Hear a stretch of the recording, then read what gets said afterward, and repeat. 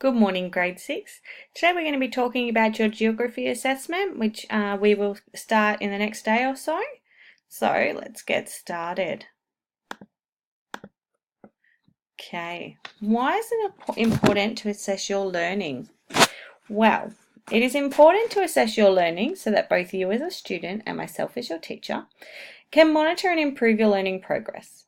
By monitoring your progress, you will be able to see areas you have done well and areas you can improve on as you make connections between what you have learned so far. Think of this assessment task as a way that you can demonstrate the knowledge and skills that you have learned over the unit. What have we learnt so far? Well, for the past few weeks, we have been exploring Asia as a diverse continent. You have demonstrated a sound understanding that Asia has many countries, languages, cultures, and traditions.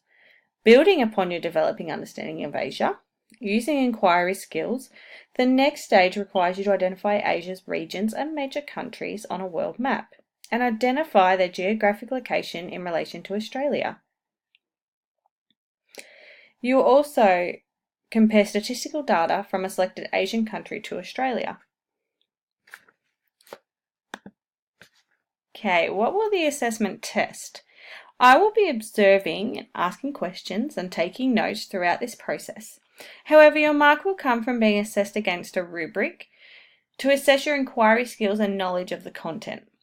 The task will assess your knowledge of the geographic location of Asia and ability to identify its subregions and major countries. You will be assessed on your online research skills to source and analyze data and your ability to identify Asia and its geographic location in relation to Australia using online sources. You will be assessed on your ability to explain differences and similarities between your selected country and Australia, and your knowledge of Asia's diversity between its countries and peoples. How will I complete this task? Well, the first step is to identify Asia and its subregions and major countries.